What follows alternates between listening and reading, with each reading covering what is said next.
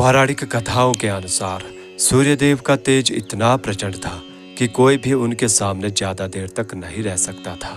उनकी पहली पत्नी देवी संज्ञा उनके इस असहनीय तेज को सहन करने में असमर्थ थी। वह सूर्यदेव के साथ अपने वैवाहिक जीवन से खुश नहीं थी, क्योंकि उन्हें हमेशा अपनी आंखें बंद रखनी पड़ती, जिससे उन्हें अपने बच्चों वैवस्वत मानो यमराज और यमुना की ठीक से देखभाल करने में भी परेशानी होती थी। एक दिन देवी संज्ञा ने तपस्या करने का फैसला किया, जिससे वे सूर्यदेव के असहनीय तेज को सहन करने की शक्ति प्राप्त कर सके। लेकिन वह अपने कर्तव्य से मुंह नहीं मोड़ना चाहती थी, इसलिए उन्होंने अपने ही एक छाया का निर्माण किया। इस छाया का नाम सवर्णा था, जो देवी संज्ञा की तरह ही दिखती थी। संज्ञा ने सवर्णा यानी छाया को आदेश दिया कि वह उनकी अनुपस्थिति में सूर्यदेव और उनके बच्चों की सेवा करे। इसके बाद देवी संज्ञा तपस्या करने वन चली गई। देवी छाया ने अपनी स्वामी भक्ति और निष्ठा से सूर्यदेव और उनके बच्चों की सेवा की।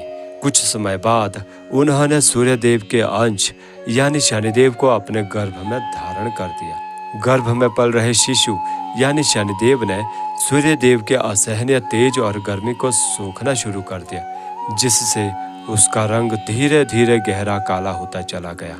इस कठिन समय में देवी छाया ने अपने होने वाले शिशु को बचाने और उसे शक्ति प्रदान करने के लिए भगवान शिव की घोर तपस्या की। जब शिशु का जन्म हुआ तो एक अद्भुत और चौंकाने वाली घटना घटी। जैसे ही शिशु ने यानी शनिदेव ने अपनी आंखें खोली, पूरे ब्रह्मांड में एक पल के लिए अंधकार छा गया। जब सूर्यदेव ने अपने नवजात शिशु को देखा तो वे हैरान रह गए। उनका पुत्र गहरा काले रंग का था। सूर्यदेव को अपनी आंखों पर विश्वास नहीं हुआ। उन्होंने क्रोध और अहंकार में आकर देवी छाया पर आरोप लगाया कि यह उनका पुत्र नहीं है, क्योंकि उनके तेज से जन्मा कोई भी पुत्र इतना काला नहीं हो सकता। क्रोध में सूर्यदेव ने अपने ही पुत्र को शाप दे दिया। उनके शाप के प्रभाव से नवजात शिशु की एक टांग निष्क्रिय हो गई और वह लंगड़ा हो गया। इस घटना से शिशु यानी शनिदेव और उसकी मां दोनों को बहुत गहरा आघात पहुंचा।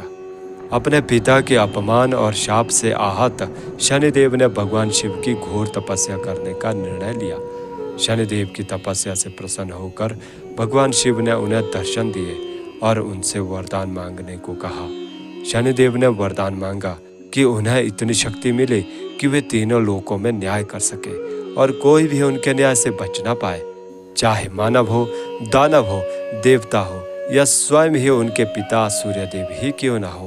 भगवान शिव ने उन्हें दंडनायक का वरदान दिया और कहा कि अब से वे हर व्यक्ति को उसके कर्मों के अनुसार फल देंगे।